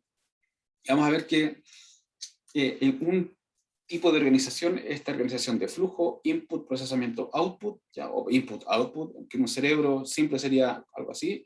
Ya tenemos una neurona en entrada información, esa le comunica a la otra neurona y se genera una respuesta y como un arco reflejo, el típico ejemplo de una respuesta simple. Sin embargo, las redes se complejizan y ya vimos que forman nodos, forman unas estructuras a larga distancia que se comunican a través de axones, bla, bla, bla, bastante más complicado de lo que habíamos pensado, ¿ya? Algo así. Entonces se interpone, lo que hace es que a medida que los cerebros van evolucionando, van emergiendo nuevas etapas de cómputo. Ya no es input-output, sino que ahora hay etapas de procesamiento de información entre medio. Entonces, antes de que emerja, de que se genere un output, se genere una respuesta, hay etapas de procesamiento un poco antes. ¿Ya? Ejemplo lo que les decía sobre la comida. ¿Ya? No sé, imagínense digamos, se enoja con alguien y uno le quiere pegar un combo. ¿Ya? Una respuesta input-output sería que la otra persona me dice alguna estupidez y yo le contesto. ¿Ya? Típico de niños chicos. ¿Ya? Típico de niños chicos, uno dice feo y el otro le pega un combo. ¿Ya? En el jardín, no sé por ejemplo. Bueno, es obvio porque todavía no tiene completamente desarrollado su cerebro ese niño chico. Pero en un adulto uno no esperaría eso porque esa persona va a tener etapas de procesamiento antes de tomar una decisión. ¿Le pego el combo o no? ¿Ya? ¿Vale la pena? ¿Se lo merece? ¿Qué consecuencias me trae a mí? ¿Qué consecuencias le trae a la otra persona? ¿Qué consecuencias le puede traer a otras personas? Hay etapas de preprocesamiento. Entonces, si alguien, o sea, voy manejando en la calle y alguien me insulta, o sea, uno puede tomar la decisión de también insultarlo o no. ¿Ya? Y de nuevo, ¿qué consecuencias trae eso? Esas etapas de preprocesamiento que hay antes de generar la respuesta son las que nos dan la habilidad de generar respuestas adecuadas al medio ambiente y por lo tanto, si alguien me insulta mientras yo voy manejando, podría no hacerle caso fácilmente. Entonces, y evitarme una pelea en la calle y literalmente dar jugo en la calle. ¿Para qué? ¿Para qué? Chao, lo ignoro. ¿Ya? Entonces, esas etapas de procesamiento son importantes y le dan origen a respuestas un poco más elevadas a nuestros sistemas nerviosos. ¿Ya? Y aquí está más o menos representado. Entonces tenemos los receptores, que habíamos hablado, sistemas sensoriales, y los efectores, que pueden ser somáticos o viscerales. ¿Ya? Y tenemos esta vía, la vía corta, un arco reflejo, el cerebro simple. Pero como les dije, a medida que van evolucionando los sistemas cerebrales o sistemas nerviosos, van apareciendo otras etapas, ¿ya? Etapas eh, digamos, aquí lo ponen como si fuera una empresa, ¿ya? Los workers, los trabajadores, los de junior management, por lo tanto son etapas un poco más bajas, pero ya aquí senior management, los medios jefes, digamos, y que ya están las zonas que reciben información sensorial, las zonas que generan la respuesta motora, y finalmente las funciones, de hecho, en el sistema, digamos, los humanos, los animales, se llaman sistemas ejecutivos, funciones ejecutivas, ¿ya? Que es donde se ejecutan, se almacenan todas las tareas, y se integran y coordinan las áreas a trabajar y las funciones a ejecutar. Entonces, si alguien me dice, no sé, cualquier cosa mientras yo, de nuevo el mismo ejemplo, mientras yo voy manejando, todo esto podría pasar por este circuito simple y me bajo y le pego el combo, o me salto esa etapa y pasa toda la información a través de tareas ejecutivas y llegan a la conclusión de que sabes que no vale la pena bajarte y pegarle un combo, porque trae peores consecuencias que no bajarte. ¿Ya? De nuevo el mismo ejemplo, ¿ya? Desde las más básicas a las más complejas, en la relación de estructura-función. Este ejemplo que ya les había dado, y a su vez no solamente está organizado en temas de input-output, sino que también existen distintos sistemas de coordinación. Entonces, por ejemplo, los sistemas que tienen que coordinarse de manera más simple, pero que son vitales, como la temperatura, la frecuencia cardíaca, la presión sanguínea o los ritmos de sueño, y eso se controlan en sistemas muy profundos, núcleos muy profundos, en el tronco encefálico. ¿Ya? ¿Por qué? Porque, digamos, mantener mi frecuencia cardíaca no es algo voluntario, yo no lo controlo, la misma presión sanguínea o mi temperatura corporal, yo no la controlo a voluntad. ¿Por qué? Porque si lo controlaría a voluntad, basta, no sé, aquí falta, por ejemplo, el control de la respiración. ¿Ya? Si yo quisiera controlar, podría apagar mi respiración, o podría apagar mi frecuencia cardíaca y me muero. ¿Ya? Pero no, estos son sistemas automáticos, están lejos del control voluntario, ¿ya? Son súper básicos, súper simples, son literalmente reflejos, ¿ya? Reflejos como los anteriores, ¿ya? Como esto. Entonces hay una neurona que detecta, no sé, por ejemplo, los niveles de oxígeno y de acuerdo a eso controla la presión, la frecuencia cardíaca, por ejemplo, y la frecuencia respiratoria. Pero a medida que va subiendo, pues luego el encéfalo, todo lo que es el sistema límbico y finalmente la corteza, aparecen recién estos pensamientos abstractos, pensamiento concreto, afiliación, ya conductas sexuales más límbicas, digamos, si uno no tiene actividad sexual, uno no se muere, pero es importante, digamos, reactividad emocional también, no debería pasar nada si uno tiene un tipo de reactivación emocional o no. Pero se dan cuenta que las más relevantes están en los sistemas más profundos, mientras que las menos relevantes, pero más complejas, están en los sistemas más altos. Entonces aquí se habla de top-down o bottom-up, depende si las funciones son ejecutadas desde más o menos estas funciones más básicas o si son funciones más abstractas. Entonces hay una relación entre la organización de los sistemas, ¿ya? Y respecto a la funcionalidad de estos sistemas. Entonces, el sistema nervioso se puede dividir en sistema nervioso central y periférico, y vamos a ver qué consiste cada uno. ¿Ya? El periférico es todo aquel sistema que está fuera del sistema nervioso central, o sea que está fuera del cerebro y del medio espinal. Entonces implica básicamente los nervios somáticos, el sistema nervioso autónomo. ¿Ya? Entonces vamos a ver qué consiste. ¿Ya? El sistema autonómico, ¿ya? Es este sistema que está fuera del sistema nervioso central, de hecho es aparte, ni siquiera están bastante, están integrados, pero no tanto. ¿Ya? De hecho es autonómico justamente porque funciona sin necesidad de tener al sistema nervioso central. ¿Ya? Y lo que hacen es controlar la homeostasis interna. Este sistema es completamente involuntario, y a pesar de que es controlado desde el sistema nervioso central, está lejos de ser controlado voluntariamente. ¿Ya? Por ejemplo, centros como el hipotálamo, o núcleos como los hipotalámicos, o el tronco cefálico, la médula espinal y el sistema límbico son capaces de controlar a este sistema. Por ejemplo, la respuesta a estrés. Si yo, siempre pongo el mismo ejemplo, pero si me sale correteando un perro cuando voy en la calle, voy a activar mi sistema, se va a activar porque yo voy a ver al perro, porque le voy a tener miedo al perro, todo eso viene del sistema nervioso central, pero activan este sistema autonómico. ¿Ya? Normalmente reciben información desde vísceras e inervan, digamos, músculo liso, cardíaco y glándulas dentro de las mismas vísceras. ¿Ya? Es posible vivir sin sistema nervioso autonómico, ¿ya?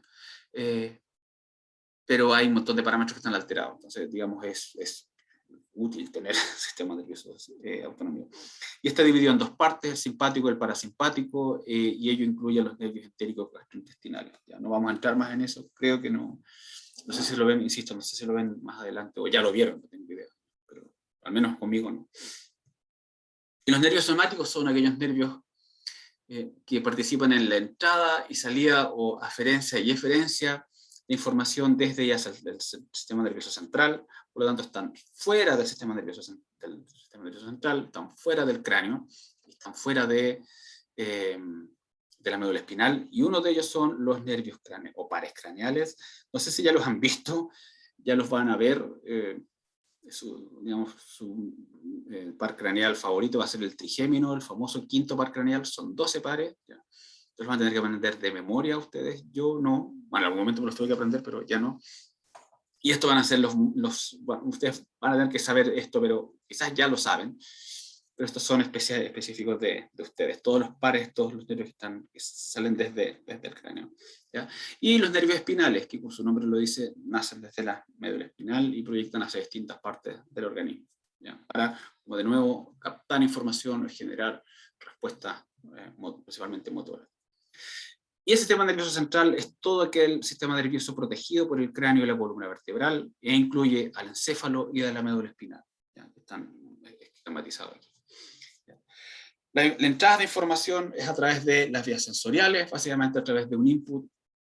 Ya captan la información externa e interna, no todos los sentidos son externos, ¿ya? Por ejemplo, la propiocepción, son el sistema vestibular, por ejemplo, son internos. El sistema vestibular, hasta por aquí está, no, sí está.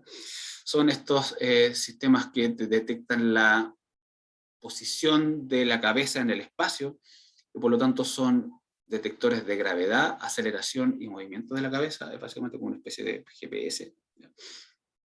Es un GPS, pero es como estas barritas que ocupan reglas que ocupan los maestros carpinteros para ver si algo está inclinado. Así funciona. Es un sistema con líquido, con una burbuja, y esa burbuja le dice a uno para dónde está inclinada la cabeza, o para qué lado sí, para qué lado no. Me encanta este sistema, muy bonito.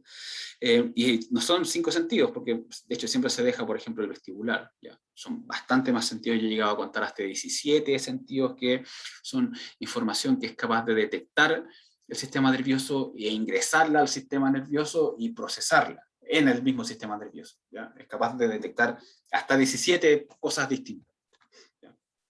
Inclusive creo que ahora se está incluyendo el campo gravitacional, porque hay neuronas en los cerebros que son capaces de detectar el polo magnético, por ejemplo, pero se han descubierto en otros animales, en humanos todavía están dudas si realmente son neuronas que detectan el polo magnético, pero imagínense, hasta más encima detectamos dónde está el norte de nuestro planeta. Entonces hay sentidos que todavía se están descubriendo.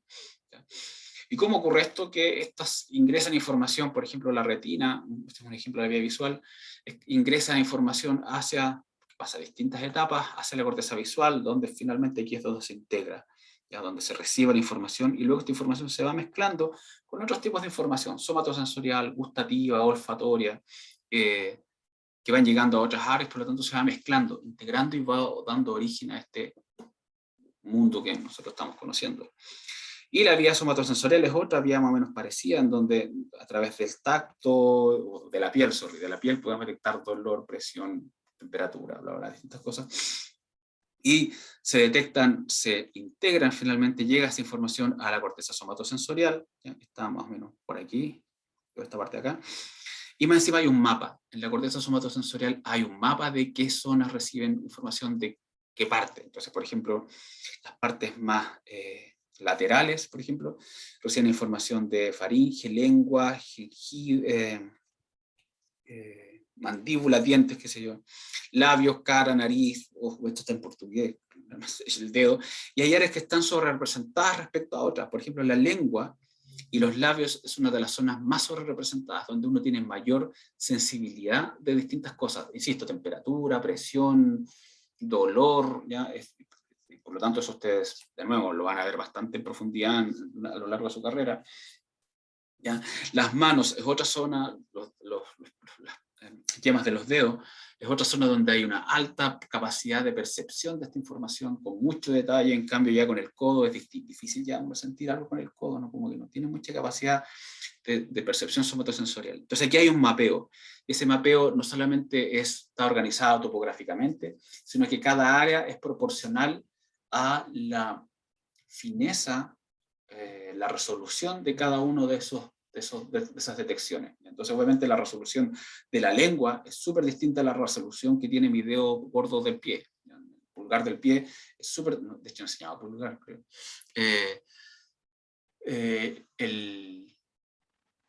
En inglés, digamos, en inglés tiene distintos nombres, uno es thumb y el otro es toe, creo, entonces son distintos. Bueno, cosas. La resolución de mi pie va a ser súper distinta a la resolución de mi lengua, por ejemplo. Si uno se pasa, por ejemplo, la lengua por todo el interior de los dientes, uno es capaz de detectar cada una de las pequeñas fallitas o relieves que tienen nuestros dientes. ¿Ya? Eso es imposible con el sistema. ¿Y por qué? Porque justamente está sobre representado. Hay una mayor representación topográfica. Por otro lado, las neuronas motoras también son las vías de salida de información, generan el movimiento. Ya vimos el ejemplo de la retina, un ejemplo de sistema simple. Y las vías motoras también están representadas mediante lo que se llama, esto es un homúnculo, ¿ya? Esto se llama homúnculo sensorial, homúnculo motor, y las áreas motoras están también representadas, y hay áreas que están más representadas. De aquí salen las neuronas motoras a través de unas vías que se llaman vías piramidales, una cosa, la verán más adelante igual probablemente, ya muy en detalle cómo se genera el movimiento a partir de todas estas funciones, y están representadas algunas áreas más que otras, y de nuevo, el movimiento que podemos hacer con los labios y la lengua son mucho más finos que aquellos que podemos hacer, de nuevo, con el pie. ¿Ya? Claro, ¿por qué? Porque nosotros podemos hablar, de hecho, el que yo esté hablando ahora, estoy moviendo mis labios, mis cuerdas vocales y mi lengua a un nivel tan fino y tan pequeño, con tanta resolución, que son capaces de detectar una B de una D, por ejemplo.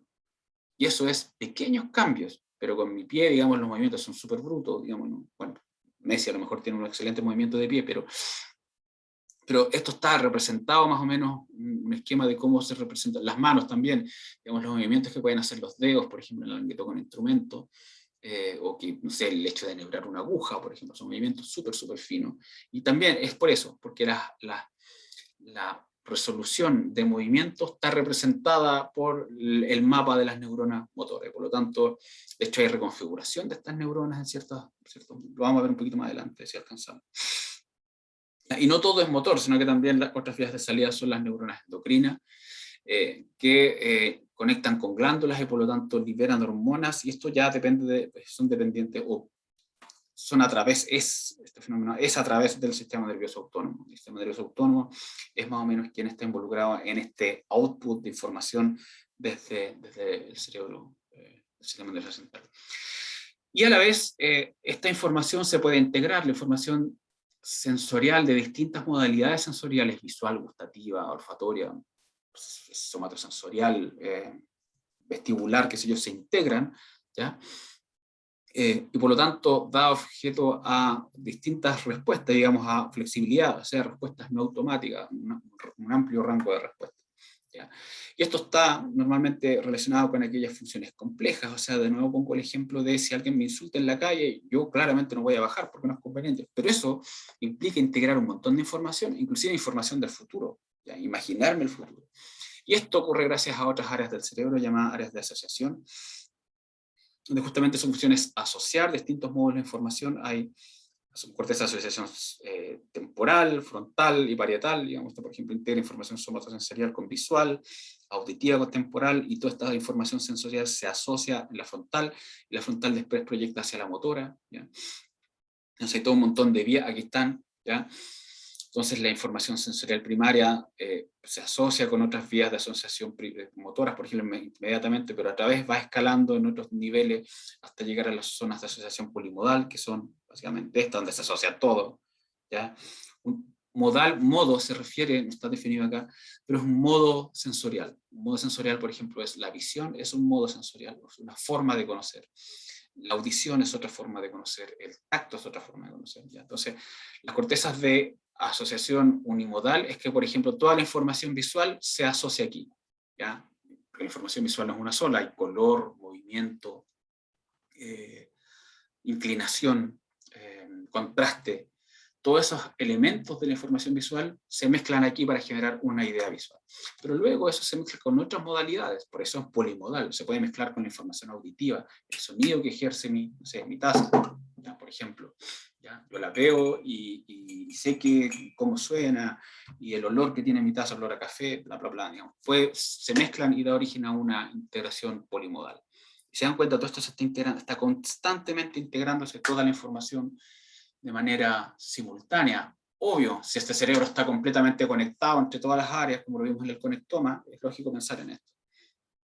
Entonces aquí salen desde ideas muy simples como actos o información sensorial, hasta ideas conceptuales, tanto perceptuales como ejecutivas. Ejecutiva se refiere a de ejecutar, que el sujeto ejecuta cosas, planes, programas, qué sé yo.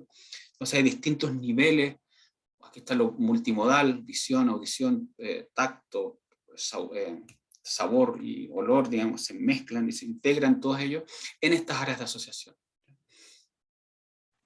Y bueno, y finalmente hablando de almacenamiento de información, ¿cómo se almacena? ¿Ya? Esto es lo que se llama memoria, el almacenamiento de información. ¿Qué se sabe? Se sabe que el almacenamiento es distribuido, o sea, distintos módulos, ¿ya? O cada modalidad es almacenada en distintos módulos. Entonces, cada pedazo digamos, de la memoria, la información visual de esa memoria se almacena en módulos visuales, la información olfatoria se almacena en módulos olfatorios y así, ¿ya? Entonces, por ejemplo, la información visual se almacena en la corteza visual. Si se daña la corteza visual, pierdo la información visual de mis recuerdos, por ejemplo, ¿ya? Sin embargo, cómo estas redes almacenan la información es aún bajo intensa investigación, porque justamente estas redes, si no hay output y no hay input, aún así son capaces de ejecutar tareas. O sea, yo no necesito que haya input o output para ejecutar cosas, o sea, por algo sueño, digamos, sueños oníricos, pesadillas.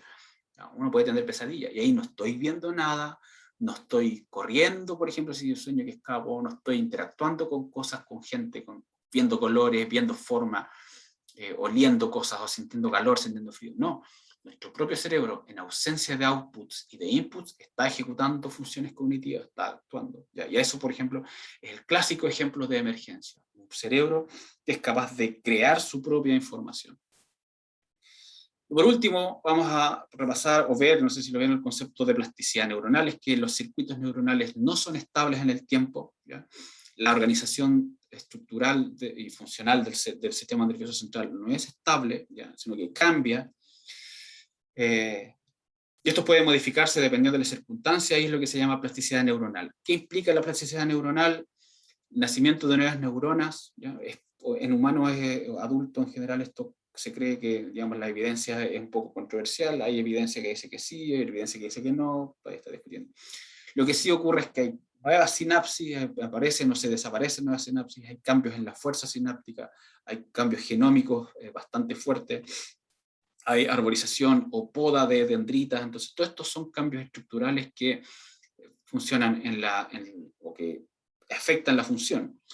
Pueden ser estructurales, como por ejemplo los cambios de la estructura de la neurona, para la redundancia, como nuevas dendritas o nuevas sinapsis, o pueden ser netamente funcionales, sin que necesidad de que haya cambio estructural grande, como por ejemplo el que simplemente cambia el número de receptores de neurotransmisor y por lo tanto cambia la fuerza sináptica. Entonces el potencial sináptico, que antes era medianamente pequeño, ahora es grande. ¿Ya? Aquí tenemos ejemplos de animales de neuronas piramidales de la corteza motora, de animales que no fueron entrenados activa, y animales altamente entrenados en una tarea motora. ¿Ya? Y ven cómo no solamente cambian las dendritas, sino que también el número de sinapsis aumenta. Entonces este puede ser independiente de la actividad, por ejemplo el desarrollo prenatal, o puede ser dependiente de la actividad neuronal, que esté a plasticidad pendiente de la experiencia relacionada con el aprendizaje. ¿Ya? Por ejemplo, tenemos el ejemplo del primer caso, ¿ya? Cómo las redes neuronales se van rearmando sin necesidad de que el sujeto vaya aprendiendo algo, sino que simplemente por desarrollo. En cambio aquí es como las redes neuronales se reorganizan a nivel funcional, digamos, y por lo tanto probablemente haya un cambio estructural en unas personas ciegas. Por ejemplo, esta es una persona vidente. Entonces cuando le dicen que toque algo, se activa la corteza somatosensorial. Cuando, en rojo, cuando le dicen que vea algo, se activa la corteza visual, y cuando le dicen que vea y toque algo, se activan un poco las dos. Eso es una persona vidente, digamos, que puede ver. Pero una persona ciega, cuando le dicen que toque, se activa la corteza visual, porque no ve.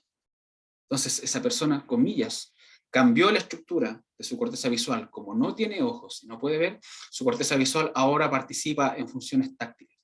Entonces ahora él, literalmente, su corteza visual la está ocupando para ser capaz de detectar lo que toca. Entonces, comillas, ve con las manos. No es, por eso digo comillas, no lo toman literal. Pero ocupa su corteza visual para interpretar y procesar información táctil. Y ahí eso es un cambio estructural, un cambio plástico, dependiente de la actividad, digamos. Es capaz de entrenarse. Por eso, digamos, la persona, gente ciega, también tiene una audición especial, en otro sentido. Y la plasticidad neuronal puede ser, bueno, como son estos cambios, pueden ser adaptativos, como el aprendizaje de la memoria, o pueden ser maladaptativos. Por ejemplo, gran parte de las enfermedades mentales se cree hoy en día que participan están mediadas por cambios plásticos a nivel cerebral. ¿Ya? Por ejemplo, por lo tanto, se afectan el procesamiento y almacenamiento de información. Entonces una persona procesa de manera distinta, almacena información de manera distinta, y por lo tanto eso da origen a una estructura de pensamiento alterada. Hay ejemplos donde hay pérdida de conectividad, Alzheimer, Parkinson, depresión, esquizofrenia, deterioros cognitivos tipo Down, autismo, o otro aspecto autista. Hay una pérdida de conectividad entre las neuronas, disminuye la conexión, la transmisión, digamos, de información entre estos módulos, entonces eso se afecta a su función. Hay otras donde aumenta la conectividad, por ejemplo, en la epilepsia y en los desórdenes de adicciones, normalmente también hay un aumento de la conectividad en ciertos centros que controlan conductas apetitivas. Ahí quedamos, ya el resto no lo vamos a alcanzar, no sé si lo alcanzo, no lo voy a tener listo ahora, lo voy a tener listo un rato más, no sé. Voy a pensar si lo ponemos como materia, porque ya cumplimos casi 2 horas, y era lo que había prometido. Así que quedamos hasta acá, a no ser que Paula me diga lo contrario, si Paula me dice, ¿sabes que alcanza a pasar esta parte? No alcanza a pasar. Pero lo voy a consultar con ella. Muchas gracias, chiquillos. Nos vamos a ver en parte, no me acuerdo qué días son, ya, pero yo les envié el link de Zoom, creo que para contestar las dudas de este video. Así que vean este video, anotan sus dudas y me las dejan para esa clase de, como de pseudoayudantía.